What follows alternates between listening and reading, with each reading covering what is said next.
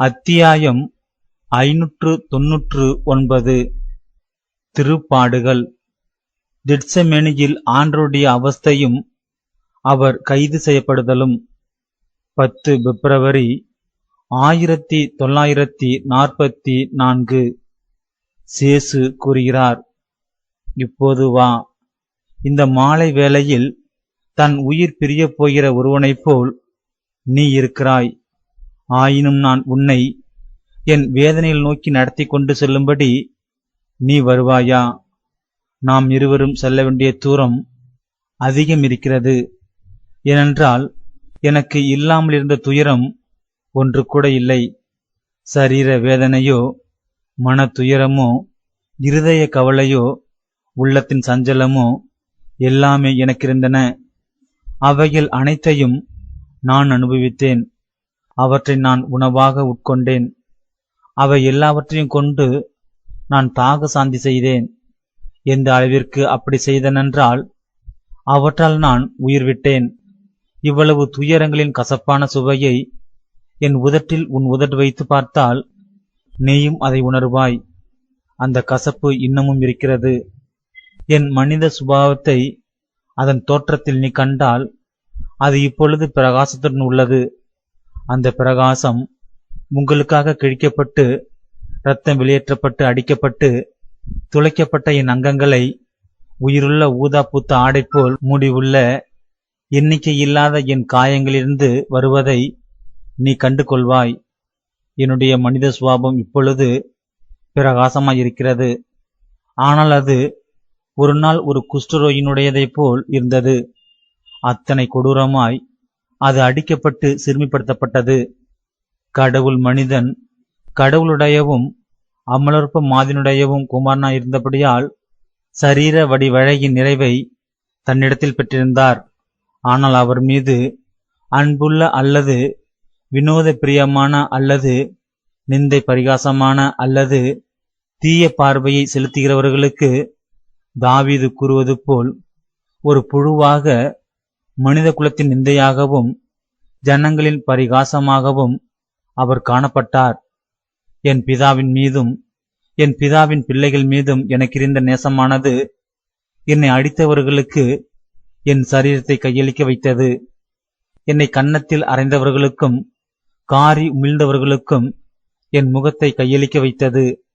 என் தலைமுடியையும் தாடியையும் பித்தெடுத்து அது ஒரு பலனுள்ள செயலென்று எண்ணியவர்களுக்கும், என் தலையை முட்களால் ஊடுருவ குத்தியவர்களுக்கும், பூமியையும் அதன் கனிகளையும் தங்கள் இரட்சகரை வதைப்பதற்கு உடந்தையாக்கியவர்களுக்கும் என் அங்கங்களை இடம்பெயர செய்து, என் எலும்புகளை வெளியே தெரிய செய்து, என் ஆடைகளை கிழித்தெடுத்து, அதனால் என் தூய்மையை மிக குரூரமான முறையில் நோவுற செய்து, ஒரு மரத்தோடு என்னை ஆணியால் அறைந்து, இறைச்சி விற்பவனின் கொக்கியில் வெட்டப்பட்ட ஆட்டுக்குட்டியைப் போல மேலே தூக்கி மாட்டி, நான் மரண வேதனைப்படும்போது பட்சிக்கிற ஓநாய் கூட்டம் இரத்த வாடைப்பட்டு இன்னும் கொடியதாக ஆனது போல் என்னை சுற்றில் நின்று குறைத்தவர்களுக்கு என்னை அந்த அன்பு கையெழுத்தி விட வைத்தது.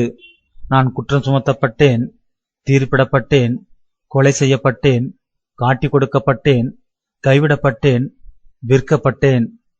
நான் என் மேலே சுமத்தி கொண்ட குற்றங்களால் பாரம் அடைந்திருந்ததால் கடவுளாலும் கை நெய்யப்பட்டேன். வழிப்பறி திருடர்களால் சேதமாக்கப்பட்ட ஒரு பிச்சைக்காரனை விட என்னை அவர்கள் வறியவனாக்கி விட்டார்கள். ஏனென்றால் அவர்கள் வேத சாட்சியின் கன்றிப்போன நிர்வாணத்தை மூட என் அங்கியை கூட எனக்கு விடவில்லை. நான் இறந்த பிறகும் கூட ஒரு காயத்தின் நிந்தையையும் எதிரிகளின் அவதூறையும் அவர்கள் என்மேல் சுமத்தாமல் விடவில்லை. உங்களுடைய பாவங்களின் எல்லா அசுத்தங்களாலும் நான் மேற்கொள்ளப்பட்டேன். துயரத்தின் இருட்டான அடித்தளம் வரையிலும் நான் வீசி எறியப்பட்டேன். சாகிற என் கண்களுக்கு பரலோகத்தின் வெளிச்சம் மறுக்கப்பட்டு, என் இறுதி மன்றாட்டுக்கு பதில் கூறக்கூடிய தெய்வீக குரலும் இல்லாமல் ஆக்கப்பட்டேன். இந்த அளவிலான துயர வேதனின் காரணத்தை இசையாஸ் விளக்குகிறார். மெய்யாகவே அவரே நமது ஆயாசத்தை எடுத்துக்கொண்டு நமது துயர வேதனைகளை தாமே சுமந்து கொண்டார். இசையாஸ் 53:4. உங்கள் துயர வேதனைகள் ஆம், உங்கள் சார்பாக நான் அவைகளை சுமந்தேன். உங்களை அவற்றிலிருந்து விடுவிப்பதற்காக, அவைகளை உங்களுக்கு குறைப்பதற்காக. நீங்கள் எனக்கு பிரமாணிக்கமாயிருந்தால் அவற்றை ரத்து செய்வதற்காக. அவற்றால் எனக்கு கிடைக்கும் லாபம் என்ன? என்னை ஒரு குஷ்டரோகியைப் போல், கடவுளால் அடிக்கப்பட்டவனைப் போல் பார்த்தீர்கள். ஆம், உங்கள் அளவற்ற பாவங்களின் குஷ்டரோகம் என்மேல் இருந்தது. அது என்மேல் ஒரு தபசியின் ஆடையைப் போல், தபத்தின் மயிர் சட்டை போல் இருந்தது. உங்கள் சார்பாக கடவுளின் பரிசுத்தத்தனத்தின் மீது அணியப்பட்ட அந்த ஆடையிலிருந்து அவருடைய அளவில்லா அன்பில் பிரகாசித்த சருசனை நீங்கள் எப்படி காணாதிருந்தீர்கள்? நமது பாவங்களால் அவர் காயப்பட்டார், நம்முடைய அக்கிரமங்களால் அவர் ஊடுருவப்பட்டார் என்கிறார் இசையாஸ் 53:5. மனிதகுமாரன் மனிதனுடைய புண்களை ஆற்றும்படியாக தாம் ஒரு பெரிய புண்ணாகிவிட்டதை இசையாஸ் தம் தீர்க்க தரிசன கண்களால் கண்டார். அவர்கள் என் சரீரத்தை மட்டும் காயப்படுத்தியிருந்தால், ஆனால் நீங்கள் மிக அதிகமாய் காயப்படுத்தியது என் உணர்வுகளையும் என் உள்ளத்தையும் தான். அவ்விரண்டையும் நீங்கள் சிரிப்புக்குரியதாகவும் கேலிக்குரியதாகவும் ஆக்கினீர்கள். மேலும் யூதாசின் வழியாக நான் கடவுளுக்கு காட்டிய நட்பில் அடித்தீர்கள். என்னை மறுதலித்த ராயப்பர் வழியாக உங்களிடமிருந்து அடைய நான் நம்பியிருந்த பிரமாணிக்கத்தில் அடித்தீர்கள். என்னை பார்த்து அவனை கொல்லும் என்று கூச்சலிட்டவர்கள் வழியாக என் சகாயங்களுக்குரிய நன்றியில் அடித்தீர்கள். அவர்களை எத்தனையோ நோயிலிருந்து நான் குணமாக்கியிருந்தேன். என் தாய்க்கு செய்யப்பட்ட கொடுமைகளால் அன்பின் வழியாக என்னை அடித்தீர்கள். என்னை கடவுளை தூசிப்பவன் என்று சொல்லி மதத்தின் வழியாக அடித்தீர்கள். ஆனால் நானோ கடவுளின் காரியத்திற்காக நான் கொண்ட ஆவலினால் மனித அவதாரம் எடுத்து என்னை மனிதர் கையில் ஒப்படைத்தேன். என் வாழ்நாள் முழுவதும் வேதனைப்பட்டேன். மனித குரூரத்திற்கு என்னை விட்டுக் கொடுத்தேன். ஒரு வார்த்தையும் நான் சொல்லவில்லை, முறைப்பாடும் கூறவில்லை. என்னை குற்றம் சாட்டியவர்களையும் தீர்ப்பிட்டவர்களையும் என் கொலைஞர்களையும் எரித்து சாம்பலாக்க என் ஒரு பார்வையை போதுமாயிருந்திருக்கும். ஆனால் என் சொந்த விருப்பத்தின்படியே இப்பழியை நிறைவேற்ற வந்திருந்தேன். அதனால் ஒரு செம்மறிய குட்டியைப் போல் மனிதர்கள் என்னை பிடிக்கவும் உரியவும் கொல்லவும் நான் விட்டுக் கொடுத்தேன். ஏனென்றால் நான் செம்மறியாயிருந்தேன். அப்படியே எக்காலமும் இருப்பேன். என் மாம்சத்தை கொண்டு உங்களுக்கு ஜீவத்தை உண்டு பண்ணும்படியாக அப்படி செய்தேன். நான் உயர்த்தப்பட்ட போதே பெயர் சொல்லப்படாத வேதனைகளால், எல்லா பெயர்களுடைய வேதனைகளால் சருவாங்க பலியாயிருந்தேன். நான் பெத்லகேமிலே சாகத் தொடங்கினேன். பூமியின் வெளிச்சத்தைக் கண்டு மோட்சத்தில் வாழும் உயிராயிருந்த எனக்கு அது எவ்வளவோ சஞ்சலம் மூட்டுமளவு வேறுபாடாயிருந்தது. தொடர்ந்து நான் என் வறுமையிலும் நாடு நீங்கிய நிலையிலும் ஓடி போகுதலிலும் உழைப்பிலும் கண்டுபிடிக்கப்படாமையிலும் சோர்விலும் காட்டிக் கொடுக்கப்படுதலிலும் கிழிக்கப்பட்ட பாகங்களிலும் கொடுமைகளிலும் பொய்களிலும் தேவ தூஷணங்களிலும் இறந்து வந்தேன். மனிதனை கடவுளுடன் மறு உறவாக்க நான் வந்தேன். மனிதன் எனக்கு கொடுத்தவை இவைதான். மேரி, உன் நேச இரட்சகரை பார். அவர் வெள்ளை உடுத்தவில்லை, அவருடைய முடியும் அழகாயில்லை. அவருடைய கண்கள் நீ அறிந்துள்ளது போல் நீலமணி நிறமாயில்லை. அவருடைய ஆடை இரத்தம் தோய்ந்திருக்கிறது. அது பழையதாகி அசுத்தத்தாலும் எச்சிலாலும் நிறைந்திருக்கிறது. அவருடைய திருமுகம் வீங்கி திரியிருக்கிறது. அவரது கண்கள் இரத்தத்தாலும் கண்ணீராலும் திரையிடப்பட்டிருக்கின்றன. அவற்றாலும் அவருடைய கண் இமைகளை பாரமாக்கும் புழுதியாலும் ஏற்பட்ட பொறுக்குகளின் வழியாக அவர் உன்னை பார்க்கிறார். என் கைகள் அவற்றை உன்னால் பார்க்க முடிகிறதா? அவை ஒரு பெரிய காயமாகி உள்ளன. கடைசி காயங்களை எதிர்பார்த்திருக்கின்றன. சின்ன அருள், என்னை பார். உன் சகோதரன் அருளப்பன் என்னை பார்த்தது போல. என் கால் தடங்கள் இரத்தம் தோய்ந்திருக்கின்றன. சாட்டைகளால் ஏற்பட்ட காயங்களிலிருந்து வடிகிற இரத்தத்தை வியர்வை கழுவி விடுகிறது. பூங்காவனத்தின் அவஸ்தைக்கு பின் அது இன்னும் இருக்கிறது. வேதனையான என் இருதயத்தின் இழைப்பில் வறண்டு போய் காயமுற்றிருக்கிற என் உதடிலிருந்து வார்த்தைகள் வெளிவருகின்றன. எல்லா வகையான கொடூரங்களினாலும் என் இருதயம் இறந்து கொண்டிருக்கிறது. இப்பொழுதிலிருந்து என்னை அடிக்கடி இப்படி காண்பாய். துயரங்களின் அரசன் நான். என் அரச அடையில் என் துயரத்தை உன்னிடம் நான் கூற வருவேன். நீ அவஸ்தைப்பட்டாலும் என்னை பின்செல். இரக்கமுடையவர் நான் என்பதால் என் துயரத்தினால் விஷமாகியுள்ள உன் உதரின் முன்பாக அதிக தெளிந்த காட்சி தியானங்களின் நறுமணமுள்ள தேனையும் எடுத்து வைக்க என்னால் கூடும்.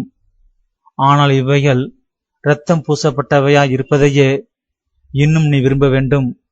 ஏனென்றால் அவற்றின் வழியாகவே நீ ஜீவனை கொண்டிருப்பாய். ஜீவனை மற்றவர்களுக்கும் கொண்டு கொடுக்க கூடியவளாயிருப்பாய்.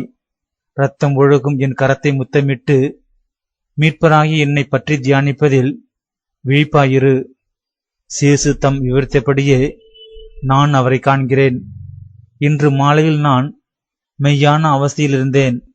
இரவு 7 மணி தொடங்கி இப்பொழுது 11ஆம் தேதி அதிகாலை 1:15 மணி ஆகிறது. 11 பிப்ரவரி காலை 7:30 மணி சேசுவை காண்கிறேன். அவர் என்னிடம் கூறுகிறார், நேற்று மாலை துயரங்களுக்கு இரையான என்னை பற்றியே உன்னிடம் பேச விரும்பினேன்.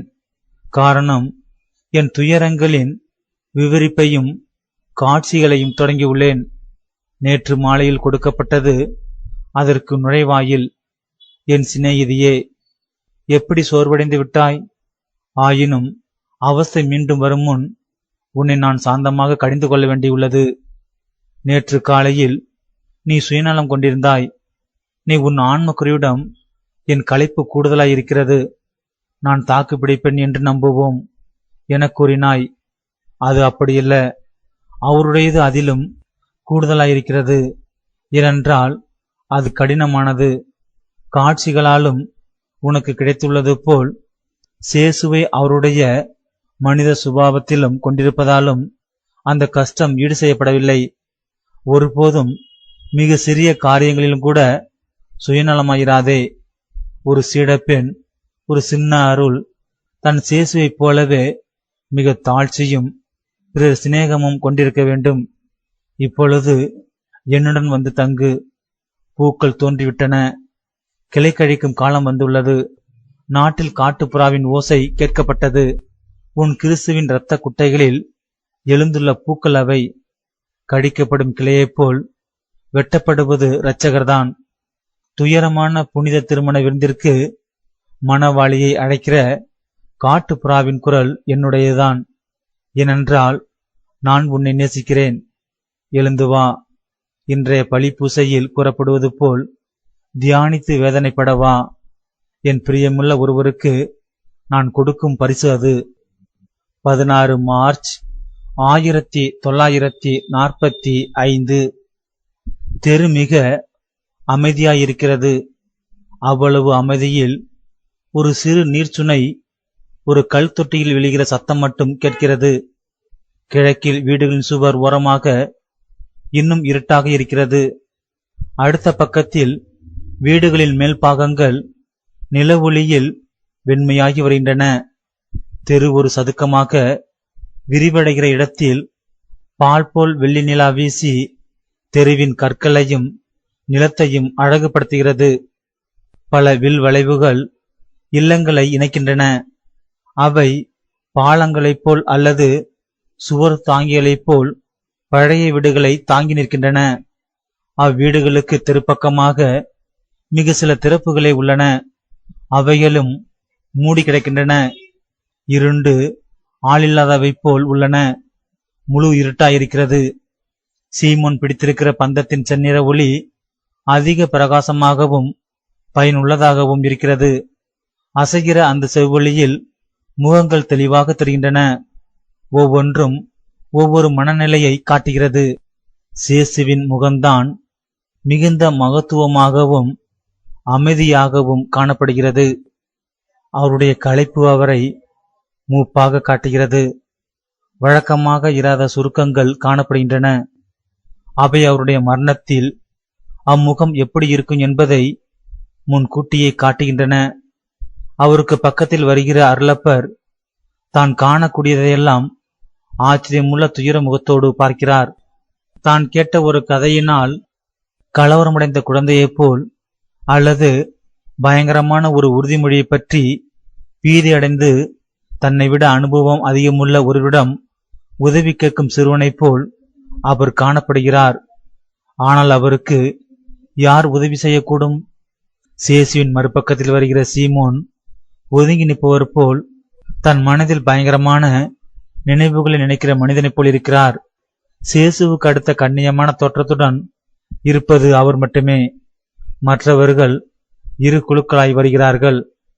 அடிக்கடி குழு மாற்றிக்கொள்கிறார்கள். அவர்கள் எல்லாரும் ஆத்திரத்தோடு இருக்கிறார்கள். இடைக்கு இடையே ராயப்பரின் கரகரத்த குரலும் தோமையாரின் ஆழ்ந்த அடித்தொண்டை குரலும் ஒரு வகையான எதிரொலியோடு கேட்கின்றன.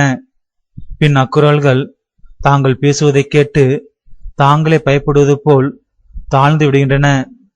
அவர்கள் என்ன செய்யப்பட வேண்டும் என்று உரையாடல் நடத்துகிறார்கள். ஒருவர் ஒன்றையும் மற்றொருவர் இன்னொன்றையும் கூறுகிறார்கள்.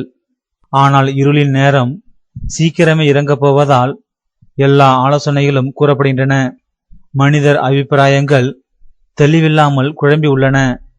முன்கூட்டி எனக்கு சொல்லியிருக்க வேண்டும் என்கிறார் ராயப்பர் கவலையுடன். ஆனால் யாருமே பேசவில்லை. ஆண்டவர் கூட ஒன்றுமே சொல்லவில்லை. ஆண்டவர் சொல்ல மாட்டார். ஒருபோதும் உம்மிடம் சொல்லியிருக்க மாட்டார். அவரை பற்றி உமக்கு தெரியாது போலிருக்கிறதே சகோதரனே. அப்போது தோமையார் ஏதோ குழப்பம் இருக்கிறது என்று நான் உணர்ந்தேன். அப்போதுதான் சொன்னேன், நாமும் அவரோடு போய் சாகலாம் என்று. நினைவிருக்கிறதா? ஆனால் நான் மிக பரிசுத்தரான சருசனை வைத்து சொல்கிறேன். அது சீமோனின் யூதாஸ் என்று மட்டும் எனக்கு தெரிந்திருந்தால் என்கிறார் முழங்கும் பயங்கர குரலில். என்ன செய்திருப்பீர் என்று பர்த்தலமேயு கேட்கிறார். நானா? நீர் எனக்கு உதவி செய்தால் அதை இப்போது கூட செய்வேன். என்ன செய்வீர்? அவனை போய் கொலை செய்வீரா? எங்கே? அல்ல, நான் ஆண்டவரை வேறிடத்திற்கு கொண்டு போய் விடுவேன். அது அதைவிட சுலபம். ஆண்டவர் வரமாட்டார். அவர் வர விரும்புவாரா என்று நான் கேட்க மாட்டேன். அவரை நான் கடத்தி கொண்டு போய் விடுவேன். அது தவறான கருத்தல்ல என்கிறார் ராயப்பர். பின் அவர் ஒரு தூண்டுதலால் பின்னால் வந்து அல்பேயூசின் இரு மகன்களின் கூட்டத்துடன் சேர்ந்து கொள்கிறார். அவர்கள் மத்தையுடனும் யாகப்பருடனும் சதி ஆலோசனை செய்கிறவர்களைப் போல் மெல்ல பேசிக் கொள்கிறார்கள். இதை கேட்டீர்களா? தோமையார் சொல்லுகிறார், நாம் சேசுவை கடத்தி கொண்டு வேறு ஏதாவது ஒரு இடத்திற்கு போய்விட வேண்டுமாம். எல்லாரும் சேர்ந்து நாம் செய்து விடலாம். கெட்செமனிலிருந்து பெத்பாஜ வழியாக பெத்தானிக்கு, அங்கிருந்து வேறு ஏதாவது ஒரு இடத்துக்கு. அப்படி செய்வோமா? அவரை ஒரு பத்திரமான இடத்தில் மறைத்து வைத்த பிறகு நாம் திரும்பி வந்து யூதாசை அழித்து விடலாம். அது பிரயோஜனப்படாது. முழு இஸ்ராயேலும் ஒரு கன்னியாக இருக்கிறது என்கிறார் அல்பேயூசின் யாகப்பர். இப்போது கண்ணி இருக்கப் போகிறது. இது கண்டுபிடிக்கக்கூடியதுதான். மிதமிஞ்சிய பகை. இது மத்தேயு. மத்தேயு, எனக்கு கோபம் முட்டுகிறீர். நீர் பாவியா இருந்தபோது இதைவிட கூடுதல் தைரியம் உம்மிடம் இருந்தது. பிலிப், நீ என்ன நினைக்கிறீர்? சொல்லும். பிலிப்பு தனியே வந்து கொண்டிருக்கிறார். தம்முடையனை பேசிக் கொள்வது போல் காணப்படுகிறார். அவர் நிமிர்ந்து பார்த்து நிற்கிறார். ராயப்பர் அவர்கிட்ட போக இருவரும் மெல்ல பேசிக் கொள்கிறார்கள். பின் இருவரும் முந்தைய கூட்டத்திடம் வருகிறார்கள். தேவாலயம்தான் சரியான இடம் என்கிறார் பிலிப்பு. உடனே சேசுவின் ஒன்றிவிட்ட சகோதரர்களும் மத்தேயுவும் யாகப்பரும் சேர்ந்தாற்போல் ஒரே குரலாக, பைத்தியமா உனக்கு? அங்குள்ளவர்கள்தானே அவர் சாக வேண்டும் என்கிறார்கள் என்று வேகமாய் சொல்கிறார்கள். அதற்கு பிலிப்பு, உஷ், அதற்கு ஏன் இவ்வளவு சத்தம்? நான் என்ன சொல்கிறேன் என்று தெரிந்தே சொல்கிறேன். அவர்கள் அவரை எல்லா இடத்திலும் தேடுவார்கள், அங்கே மட்டும் தேட மாட்டார்கள். உமக்கும் அருளப்பருக்கும் அன்னாசுடைய ஊழியர்களுள் நல்ல நண்பர்கள் இருக்கிறார்கள். ஒரு கணிசமான தொகை. எல்லாம் சரியாகிவிடும். என்னை நம்புங்கள். தேடப்படுகிற ஒருவனை ஒளித்து வைக்க சிறந்த இடம் சிறை அதிகாரியின் வீடுதான் என்கிறார். நான் என்றால் அப்படி செய்ய மாட்டேன். ஆனால் மற்றவர்களின் அபிப்பிராயத்தையும் கேட்டுக்கொள்ள வேண்டும். முதலில் அருளப்பர் சொல்வதை. அவர்கள் அவரை கைது செய்துவிட்டால் நான் தான் துரோகி என்று யாரும் என்னை சொல்ல நான் விரும்பவில்லை என்கிறார் செபதேயுவின் யாகப்பர். அதை நான் நினைக்கவில்லை. அப்போ என்று ராயப்பர் சொல்ல, அதற்கு யூதா ததேயுஸ், ஒரு இரக்கமுள்ள காரியம் செய்யலாம். நாம் செய்யக்கூடிய காரியம் அது ஒன்றுதான், அவருடைய தாயை கொண்டு போய் விடுவது என்கிறார். அது சரிதான். ஆனால் யார் அவர்களிடம் போவது? என்ன சொல்வது? நீர்தான் போக வேண்டும். ஏனென்றால் அவர்களுக்கு நீர் உறவினர் என்கிறார் ராயப்பர். நான் சேசுடன் இருப்பேன், அது என் உரிமை. நீர் போகலாமே. நானா? நான் சௌரா எலியாசரை போல் இறக்கும்படி ஒரு வாளை கொண்டு என்னை ஆயுதபாணியாக்கிக் கொண்டேன். என் சேசுவை தற்காக்கும்படி நான் சேனைகள் நடுவே துணிந்து செல்வேன். எந்த வரையறையுமின்றி தாக்குவேன். அதிக எண்ணிக்கையிலான படையால் நான் கொல்லப்பட்டால் அது பரவாயில்லை, அதை தற்காத்திருப்பேன் என்று ராயப்பர் சொல்கிறார். அப்போது ததேயுசிடம் பிலிப்பு, அது இஸ்காரியோத்துதான் என்பது உமக்கு உறுதிதானா என்று கேட்கிறார். எனக்கு உறுதிதான். நம்மில் யாருக்கும் ஒரு பாம்பின் உள்ளம் கிடையாது, அவன் மட்டுமே. மத்தேயு, நீர் மரியாளிடம் போய் சொல்லும். நானா? அவர்களை ஏமாற்றவா? அவர்களுக்கு தெரியாமலே இருக்கையில் அதன் பிறகு? ஓ வேண்டாம். அந்த புறாவை ஏமாற்றுவதை விட நான் சாக தயாராக இருக்கிறேன். அவர்களின் குரல்கள் தனித்து ஒன்றோடொன்று முனகலாக கலறுகின்றன. ஆண்டவரே, உமக்கு கேட்கிறதா? நாங்கள் உம்மை நேசிக்கிறோம் என்கிறார் சீமோன். நான் அறிவேன். நான் அறிவதற்கு அந்த வார்த்தைகள் தேவையில்லை. அவை கிறிஸ்துவின் இருதயத்துக்கு அமைதியை கொடுத்து அவருடைய ஆத்துமத்தை காயப்படுத்துகின்றன. ஏன் ஆண்டவரே? அவை அன்பின் வார்த்தைகள் அல்லவா? முழுவதும் மனித தன்மையான அன்பு. உண்மையாகவே இம்மூன்று ஆண்டுகளிலும் நான் செய்தது ஒன்றுமில்லை. ஏனென்றால் நீங்கள் தொடக்கத்தில் இருந்ததை விட இப்போது அதிக மனித தன்மையாயிருக்கிறீர்கள். இன்று மாலை மிக அசுத்தமான புளிப்புகளையெல்லாம் உங்களிடம் எழுப்புகின்றன. ஆனால் அது உங்கள் குற்றமல்ல.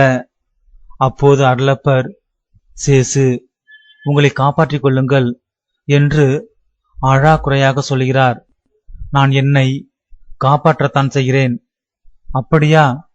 ஓ என் சர்வேஸ்வரா, உமக்கு நன்றி.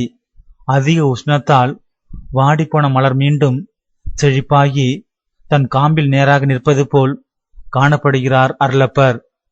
மற்றவர்களிடம் இதை சொல்கிறேன். நாம் எங்கே போகிறோம் என்று கேட்கிறார். நான் என் மரணத்திற்கு, நீங்கள் விசுவாசத்திற்கு. ஆனால் இப்போதுதானே சொன்னீர் உம்மை காப்பாற்றப் போவதாக. சிநேக சீடர் மறுபடியும் தளர்ந்து போகிறார். ஆம், உண்மையில் நான் என்னை காப்பாற்றவே செய்கிறேன். என் பிதாவுக்கு நான் கீழ்ப்படியாவிட்டால் நான் என்னையே இழப்பேன். நான் அவருக்கு கீழ்ப்படுகிறேன். ஆதலால் என்னை காப்பாற்றுகிறேன். நீ இப்படி அழாதே. முன்னொரு நாள் நான் சொன்ன கிரேக்க தத்துவ ஞானியின் சீடர்களைப் போல் நீங்கள் தைரியமாயில்லை. நஞ்சு செடியின் காற்றை பருகி இறந்து கொண்டிருந்த தங்கள் குருவுடன் அவர்கள் இருந்து தங்கள் ஆண்மையுள்ள துயரத்தால் அவரை தேற்றினார்கள். நீ தகப்பனை பறிகொடுத்த சிறு பையனைப் போலிருக்கிறாயே. அது உண்மைதானே? நான் பறிகொடுப்பது ஒரு தகப்பன் இழப்பை விட அதிகமானது. நான் உண்மையல்லவா பறிகொடுக்கிறேன். நீ என்னை இழக்கவில்லை.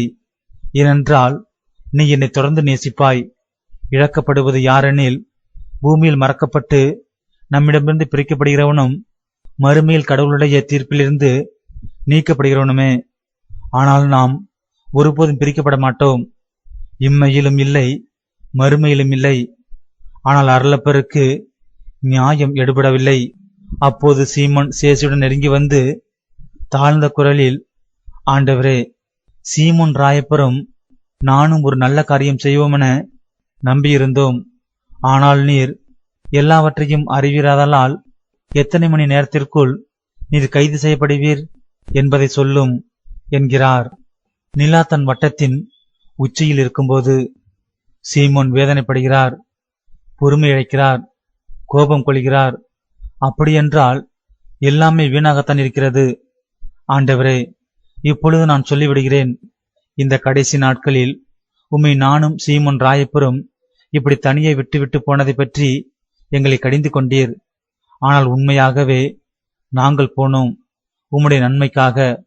உமது வார்த்தைகளால் கலவரமடைந்து ராயப்பர் திங்கட்கிழமை இரவு நான் தூங்கிக் கொண்டிருந்த போது என்னிடம் வந்து, நீரும் நானும் நான் உம்மை நம்பலாம், சேசுவுக்காக ஏதாவது செய்ய வேண்டும். யூதாசும் சொன்னான், தானும் அப்படியே செய்ய வேண்டுமென்று என கூறினார்.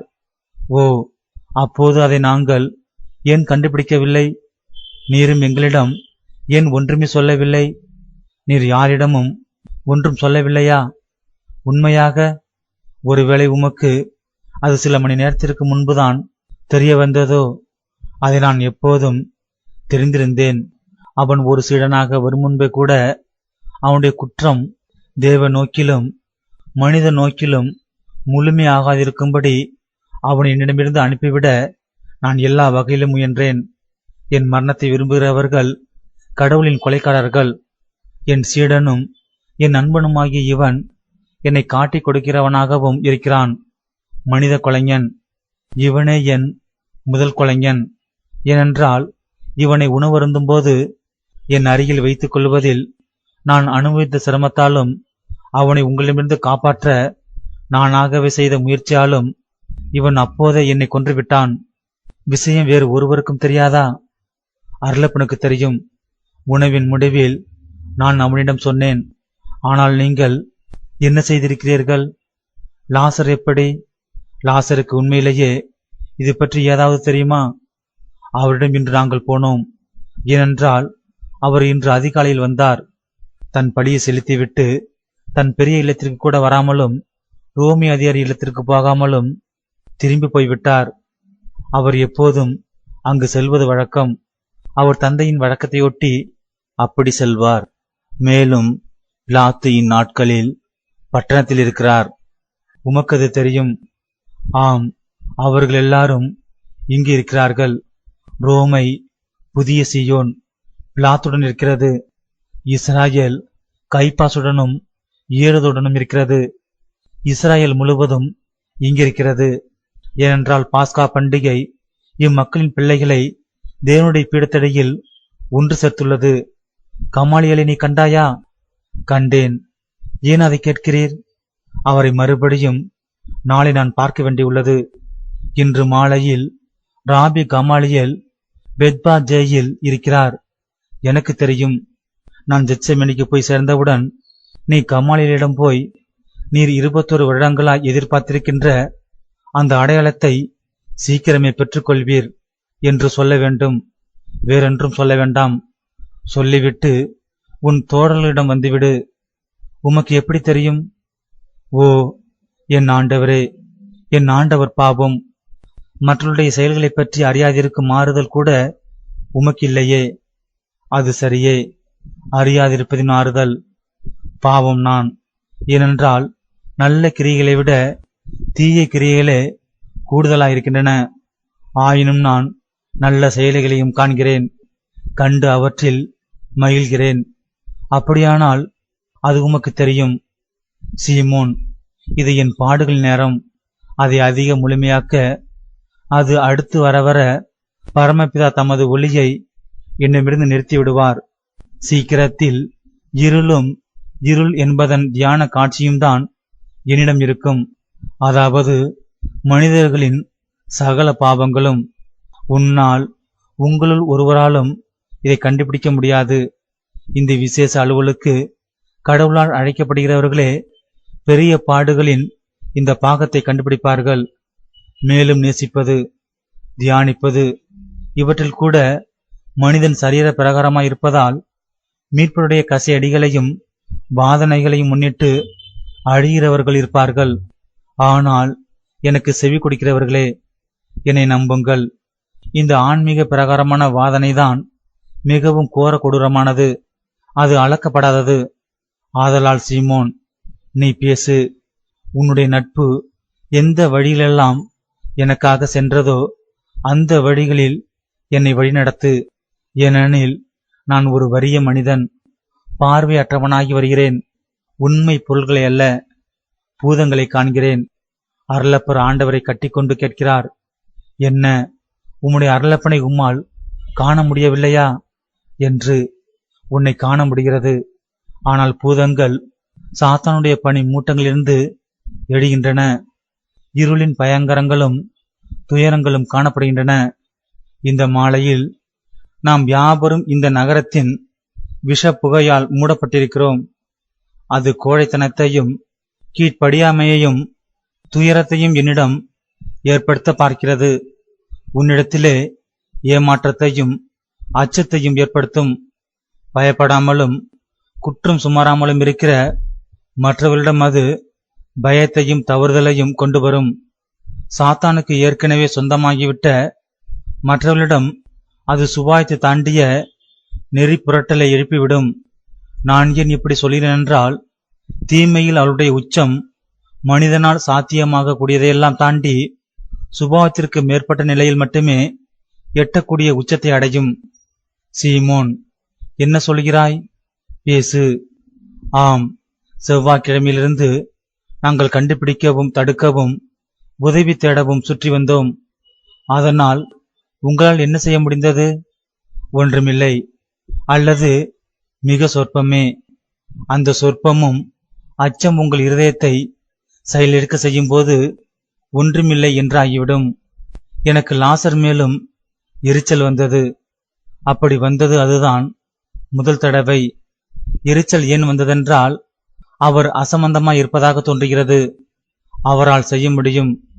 அவர் தேசாதிபதியின் நண்பர். எப்போதுமே அவர் தியோபிலேசின் மகன்தானே. ஆனால் கொடுத்த ஒவ்வொரு கோரிக்கையையும் அவர் மறுத்தார். ஆண்டவர் குறிப்பிட்டு பேசுகிறாரே, அவருடைய நண்பர் நீர் என்று நான் நினைக்கிறேன். பயங்கரமானவர் நீர் என்று அவரிடம் கத்தி சொல்லிவிட்டு வந்துவிட்டேன். அதன்பின் அவரிடம் போக எனக்கு விருப்பமே இல்லை. ஆனால் இன்று காலையில் அவர் எனக்கு ஆள் அனுப்பி, நான் தான் துரோகி என்று இன்னும் உம்மால் நம்ப முடிகிறதா என்று கேட்டார். நான் ஏற்கனவே கமாலியலையும் சூசையையும் சூசாவையும் நிக்கதேமுசையும் மனையனையும் கடைசியாக உமது சகோதரன் யோசப்பையும் கண்டு பேசியிருந்தேன். ஆகவே லாசர் அப்படிப்பட்டவர் என்று என்னால் நினைக்க முடியவில்லை. நான் அவரிடம், லாசர், என்னை மன்னியும். முன்பு நானே தீர்ப்பிடப்பட்டிருந்த போது இருந்ததை விட என் மனம் இப்பொழுது அதிகம் குழம்பி போயிருக்கிறதாக உணர்கிறேன் என்றேன். ஆண்டவரே, அப்படித்தான் இருக்கிறது. நான் நானாகவே இல்லை. ஆனால் நீர் ஏன் புன்னகைக்கிறீர்? ஏனென்றால் அது நான் இப்பொழுது கூறியதை உறுதிப்படுத்துகிறது. சாத்தானின் பனிமூட்டம் உன்னை மூடி குழப்புகிறது. லாசர் என்ன பதில் கூறினான்? உம் கருத்தை கண்டுபிடிக்கிறேன், இன்று நிக்கதேமுசுடன் வாரும் என்று கூறினார். நானும் போனேன். ராயப்பர் கலிலேயரிடம் போயிருந்தார். ஏனென்றால் மிக தூரத்தில் இருக்கிற உம்முடைய சகோதரர்களுக்கு எங்களை விட கூடுதலாக விஷயங்கள் தெரிகிறது. அல்பிசனுடைய சந்தை பக்கம் குடியிருக்கிற கலிலேயனான ஜோசப்பினுடையவும் பழைய நண்பர் ஒருவரிடம் பேசும்போது தற்செயலாக இந்த விவரங்கள் நமக்கு கிடைத்ததாக சொல்லியிருக்கிறார். ஓ, சரி சரி, குடும்பத்தின் பெரிய நண்பர். அவர் சைமனுடனும் சிறிகளுடனும் இருக்கிறார். கானாவிலிருந்து வந்துள்ள குடும்பமும் அங்கிருக்கிறது. சைமனை நான் பார்த்தேன். ஜோசப் என்பவரின் இந்த நண்பர் தேவாலயத்தில் ஒருவருக்கு நண்பரும் தம் மனைவியின் வழியில் உறவினருமாயிருக்கிறார். அவர்கள் உம்மை கைது செய்ய முடிவு செய்துள்ளதாக கூறியிருக்கிறார். மேலும் அவர் ராயப்பரிடம், அவரை நான் எப்பொழுதும் எதிர்த்தே வந்திருக்கிறேன். ஆனால் நான் அன்பினாலேயே அப்படி செய்தேன். அவரும் வலிமையோடு இருந்தார். ஆனால் இப்பொழுது அவர் ஒரு குழந்தை போலாகிவிட்டார். தம் எதிரிகளின் இரையாக இருக்கிறார். அவர் எப்போதும் நேசித்த அவருடைய உறவினனாகிய நான் அவருடன் தான் இருக்கிறேன். அது என் இரத்தத்தாலும் சிநேகத்தாலும் எனக்கு ஏற்பட்ட கடமை என்று கூறியிருக்கிறார். அப்போது சேசு தம் மகிழ்ச்சியான நேரங்களில் காணப்படும் தெளிவான முகத்துடன் ஒரு கணம் புன்னகை புரிகிறார். சீமோன் தொடர்ந்து, ஜோசப் ராயப்பரிடம் வந்து, எல்லா பரிசேயர்களைப் போலவும் கலிலேய பரிசேயர்களும் கெட்டவர்களே, ஆனால் கலிலேயா முழுவதும் பரிசேயர்கள் அல்ல. இங்கே அவரை நேசிக்கிற அநேக கலிலேயர்கள் இருக்கிறார்கள். நாம் அவரிடம் போய் அவரை தற்காக்க அவர்கள் ஒன்று திரளும்படி சொல்வோம். கத்திகளை தவிர நம்மிடம் வேறெதுவும் இல்லை. ஆனால் கைத்தடிகளும் சரியானபடி உபயோகித்தால் ஆயுதங்கள்தான். ரோமை படைகள் வராவிட்டால் அந்த பயங்கொள்ளி ஆலய குற்றவியல்காரர்களை விரைவிலேயே மேற்கொண்டு விடலாம் என்று சொன்னார். ராயப்பரும் அவருடன் போனார். இதற்கிடையில் நான் நிக்கோதேமுசுடன் லாசரிடம் சென்றேன். லாசர் எங்களுடன் வரும்படி கேட்க வேண்டும். அவர் தம்மை வீட்டை திறந்து அங்கே உம்முடன் அவர் இருக்கும்படி ஒப்புக்கொள்ள செய்ய வேண்டும் என தீர்மானித்திருந்தோம். லாசர் சொன்னார், நான் சேசுவுக்கு கீழ்ப்படிந்து இங்கே இருக்க வேண்டும், இரட்டிப்பாக நான் வேதனைப்படுவதற்காக என்று. அது உண்மையா? உண்மைதான். நான் அவனுக்கு அந்த கட்டளையை கொடுத்தேன். அவர் வாள்களை என்னிடம் கொடுத்தார். அவை அவருக்கு சொந்தமானவை. ஒன்று எனக்கும், மற்றது ராயப்பருக்கும். சூசாவும் சில வாள்கள் தர விரும்பினார். ஆனால் 2 உருக்கு துண்டுகள் உலகம் முழுவதற்கும் எதிராக என்ன பிரயோஜனம்? நீ சொல்வது உண்மை என்று சூசாவால் ஏற்றுக்கொள்ள முடியவில்லை. அவர் சத்தியமாக சொல்லுகிறார். அவருக்கு எதுவும் தெரியாதென்றும் அரண்மனையில் திருநாளை கொண்டாடி மகிழ வேண்டும் என்பதை தவிர வேறெதையும் அவர் நினைக்கவில்லை என்றும். வழக்கம் போல் ஒரு களியாட்டம். எவ்வளிற்கென்றால் அவர் ஜோகன்னாவிடம் யூதேயாவிலுள்ள அவருடைய வீடுகளில் ஒன்றில் போய் தங்கியிருக்கும்படி சொல்லியிருக்கிறார். ஆனால் ஜோகன்னா இங்கேயே தன் அரண்மனையில் அடைக்கப்பட்டு இங்கே அவள் இல்லாதது போல் இருந்து கொள்ள விரும்புகிறாள். ஆனால் அவள் இங்கிருந்து போக மாட்டாள். பிளாவ்டினா, அன்னா, நெக்கே, கிளாடியாவின் அரண்மனையிலுள்ள 2 மாதர்கள் ஆகியோரும் அவளுடன் தங்கியிருக்கிறார்கள். அவர்கள் கண்ணீர் சிந்துகிறார்கள், ஜெபிக்கிறார்கள், குழந்தைகளை ஜெபிக்க வைக்கிறார்கள். ஆனால் இது ஜெபத்திற்கற்ற நேரமல்ல, இது இரத்தத்திற்கான நேரம். என்னிடத்திலுள்ள தீவிரம் என்னில் மீண்டும் உயிர் பெறுவதை உணர்கிறேன். பழி வாங்கும்படி கொலை செய்ய ஆவல் எழுகிறது என்கிறார் தீவிர சீமோன். சீமோன், தீர்ப்பிடப்பட்ட ஆத்மாவாக நீ சாக வேண்டுமென்று நான் விரும்பியிருந்தால் உன்னுடைய அழிவிலிருந்து உன்னை நான் விடுவித்திருக்க மாட்டேன். சேசு இதை மிக கண்டிப்புடன் சொல்லுகிறார். ஆ ஆண்டவரே, என்னை மன்னியும். நான் குடியால் மயங்கி புலம்புகிற ஒருவனைப் போலிருக்கிறேன். மனையன் என்ன சொல்லுகிறான்? அது உண்மையா இருக்க முடியாது. அப்படியே அது உண்மையாயிருந்தால் அவர் கழுமலத்திற்கே உம்மை பின்தொடர்வாராம். நீங்கள் எல்லாரும் எப்படி உங்களிலேயே நம்பிக்கை வைத்திருக்கிறீர்கள்? மனிதனிடம் எவ்வளவு அகங்காரம் உள்ளது! நிக்கோதேமுசையும் சூசையும் பற்றி என்ன? அவர்களுக்கு என்ன தெரிந்துள்ளது? எனக்கு தெரிந்துள்ளதற்கு மேல் எதுவும் இல்லை. கொஞ்ச நாளைக்கு முன் ஒரு ஆலோசனை சங்க கூட்டத்தை பற்றி சூசை கோவப்பட்டார். காரணம், அவர்கள் குற்றமற்ற ஒருவனை கொல்ல எண்ணியதால் அவர்களை கொலைக்காரர்கள் என்று கூறினார். இங்கே எல்லாமே சட்ட விரோதமாக நடக்கிறது. ஆண்டவருடைய இல்லத்தில் அருவருப்பு இருப்பதாக அவர் கூறுவது சரிதான். பீடம் அவசங்கப்படுத்தப்பட்டு விட்டதால் அது அழிக்கப்பட வேண்டும் என்கிறார். அவரை அவர்கள் கல்லால் எறியவில்லை, ஏனென்றால் அவர் அரிமத்தியா சூசை என்பதால். ஆனால் அது முதல் அவர்கள் அவரிடமிருந்து அனைத்தையும் இரட்டிப்பு செய்து விட்டார்கள். கமாலியலும் நிக்கோதேமுசும் மாத்திரம் அவருடன் நட்புடன் இருக்கிறார்கள். ஆனால் கமாலியல் பேச மாட்டார். நிக்கோதேமுசு அவரோ சூசையோ ஆலோசனை சங்கத்தின் உண்மையிலேயே முக்கியமான முடிவுகள் எதற்கும் அழைக்கப்பட்டதில்லை. அந்த சங்கம் இங்கே அங்கே வேறு வேறு நேரங்களில் அவர்களுக்கும் ரோமைக்கும் பயந்து சட்ட விரோதமாக கூடுகிறது. இடையர்கள், அவர்களை பற்றி மறந்தே போனேன். இடையர்களும் கலிலேயரோடு இருக்கிறார்கள். ஆயினும் நாம் கொஞ்ச பேர்தான். நாங்கள் சொன்னதை கேட்டு லாசர் மட்டும் அதிபதியிடம் வந்திருந்தால், ஆனால் அவர் கேட்க மறுத்துவிட்டார். நாங்கள் செய்துள்ளது இதுதான், நிறையத்தான், எதுவும் இல்லைதான்.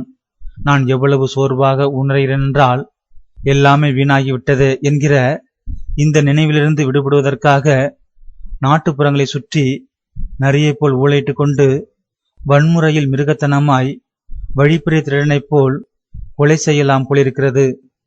லாசர் அப்படி சொன்னாரே. சூசையும் சூசாவும் மனையனும் கமாலியலும் அப்படி சொன்னார்களே. சீமோன் தன்னறிவு கொண்டிருப்பதாக தெரியவில்லை. ராபி என்ன சொன்னார்? அவர் சொன்னது கைபாசின் கருத்து என்னவென்று எனக்கு சரியாக தெரியவில்லை. ஆனால் உமக்கு கூறுகிறேன், நீர் கூறுபவை கிறிஸ்துவை பற்றி மாத்திரமே தீர்க்க தரிசனமாக கூறப்பட்டுள்ளன. ஆனால் இந்த தீர்க்கதரிசியிடம் நான் கிறிஸ்துவை காணாததால் நான் பதட்டமடைய காரணமில்லை. ஒரு நல்ல மனிதன், கடவுளின் நண்பன் கொல்லப்படுவான். இப்படி எத்தனையோ பேருடைய இரத்தத்தை சீயோன் குடித்துள்ளதே. நாங்கள் உம்முடைய தேவ சுபாவத்தை பற்றி வலியுறுத்தி சொன்னபோது அவர் பிடிவாதமாக, நான் அந்த அடையாளத்தை காணும்போது விசுவசிப்பேன் என்று மீண்டும் மீண்டும் கூறினார்.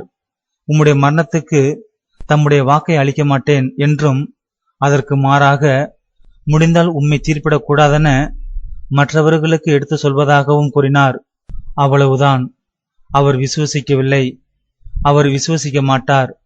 நாளை வரையிலும் எதுவும் நடக்காதிருக்குமானால், ஆனால் அப்படி அல்ல என்று நீர் சொல்லுகிறீர். ஓ, நாம் என்ன செய்வோம்? நீ லாசர் வீட்டுக்கு போ. எத்தனை பேரை உன்னிடம் கூட்டி செல்ல முடியுமோ அதற்கு முயற்சி எடு. அப்போஸ்தலர்களை மட்டுமல்ல, நகர்ப்புறத்தில் சாலைகளில் அலைந்து திரிய காணும் சீடர்களையும் தான். இடையர்களை காண முடிந்தால் அவர்களையும் அங்கு போக கட்டளை கொடு. பெத்தனியாவில் இருக்கிற வீடு முன்னையெல்லாம் விட இப்பொழுது ஒரு இல்லமாக, கருணை உள்ள உபசரிப்பின் இல்லமாக இருக்கிறது. ஒரு முழு ஜனத்திரளின் பகையை தாங்கிக் கொள்ள தைரியம் இல்லாதவர்கள் அங்குதான் பாதுகாப்பு பெற வேண்டும். அங்கே காத்திருக்க வேண்டும். நாங்கள் உம்மை விட்டு பிரிந்து போக மாட்டோம். பிரிந்து விடாதீர்கள். பிரிந்தால் நீங்கள் ஒன்றுமில்லாமல் போவீர்கள். சேர்ந்திருந்தால் நீங்கள் இன்னமும் ஒரு சக்தியாக இருப்பீர்கள். சீமோன், இதை நீ எனக்கு வாக்கு கொடு. நீ அமைதியானவன், பிரமாணிக்கமுள்ளவன். நீ ராயப்பனிடம் கூட பேசி சாதிக்கக்கூடியவன். மேலும் என் மட்டில் உனக்கு ஒரு பெரிய கடமையும் உள்ளது. இதை முதல் தடவையாக உனக்கு நான் நினைப்பூட்டுகிறேன், உன்னை கீழ்ப்படிய வைப்பதற்காக. பார், நாம் கெதிரோனுக்கு வந்துள்ளோம். அதோ அங்கே இருந்து குஷ்டரோயாய் இருந்த நீ என்னிடம் ஏறி வந்து சுத்தமாகி திரும்பி சென்றாய். நான் எதற்காக அதை உனக்கு கொடுத்தேனோ அதை எனக்குத்தா. மனிதனுக்கு நான் கொடுத்ததை மனிதனுக்கு நீ கொடு. இப்பொழுது நான் தான் குஷ்டரோகி. இல்லை, அப்படி சொல்லாதையும் என்று 2 சீடர்களும் அழுது கொண்டே சொல்கிறார்கள். அது அப்படித்தான். ராயப்பனும் என் சகோதரனும் தான் மிக அதிக தளர்ச்சியடைவார்கள். என் நேர்மையுள்ள ராயப்பன் ஒரு குற்றவாளியைப் போல் உணர்ந்து சமாதானமற்றிருப்பான். என் சகோதரர்கள் தங்கள் தாயையும் என் தாயும் ஏறிட்டு பார்க்க தைரியமற்றிருப்பார்கள். அவர்களை உன்னிடம் ஒப்படைக்கிறேன். ஆண்டவரே, என்னை பற்றி என்ன? நான் யாருக்கு சொந்தமாயிருப்பேன்? என்னை பற்றி நீ நினைக்கவில்லையா என்கிறார் அருளப்பர். ஓ என் குழந்தாய், நீ உன் அன்பிடம் ஒப்படைக்கப்பட்டிருக்கிறாய். அது எவ்வளவு வலிமை உள்ளதென்றால், ஒரு தாயைப் போல் அது உன்னை வழிநடத்தும். நான் உனக்கு கட்டளை கொடுப்பதும் இல்லை, வழி நடத்துவதும் இல்லை. நான் உன்னை அன்பெனும் நீர்களில் விடுகிறேன். அவை உன்னிடம் எவ்வளவு ஆழ்ந்த அமைதியான நதிகளாக உள்ளனவென்றால், உன் எதிர்காலம் பற்றி எந்த சந்தேகத்தையும் அவை என்னிடம் எழுப்பவில்லை. சீமோன், கண்டுபிடித்தாயா? எனக்கு வாக்குறுதி கொடு. உன் வாக்குறுதியை கொடு. சேசு இவ்வளவு சஞ்சலப்படுவதை பார்ப்பதற்கே கவலையாக உள்ளது. அவர் மீண்டும் சொல்லுகிறார், மற்றவர் வருமுன், ஓ உனக்கு நன்றி, நீ ஆசீர்வதிக்கப்படுவாயாக. அவர்கள் எல்லாரும் மீண்டும் ஒரு கூட்டமாக கூடுகிறார்கள். இப்பொழுது நாம் பிரிந்து செல்வோம். நான் ஜெயிப்பதற்கு சற்று எட்டப் போகிறேன். என்னுடன் ராயப்பனும் அருளப்பனும் யாகப்பனும் இருக்கட்டும். நீங்கள் இங்கே இருங்கள். நீங்கள் மேற்கொள்ளப்பட்டால் எங்களை கூப்பிடுங்கள். பயப்படாதீர்கள். உங்கள் தலையின் ஒரு ரோமம் கூட சேதமாகாது. எனக்காக மன்றாடுங்கள். பகைமையையும் பயத்தையும் அகற்றுங்கள். அது ஒரு கண நேரம்தான். அதன் பின் அது மகிழ்ச்சியால் நிரம்பும். புன்னகையை காட்டுங்கள். உங்கள் புன்னகையை நான் என் இருதயத்தில் கொண்டிருக்கும்படியாக. என் நண்பர்களே, அனைத்திற்காகவும் மறுபடியும் உங்களுக்கு நன்றி. விடைபெறுகிறேன். ஆண்டவர் உங்களை கைவிடாதிருப்பாராக. சேசு அப்போஸ்தலரிடமிருந்து பிரிந்து முன்னால் நடக்கிறார்.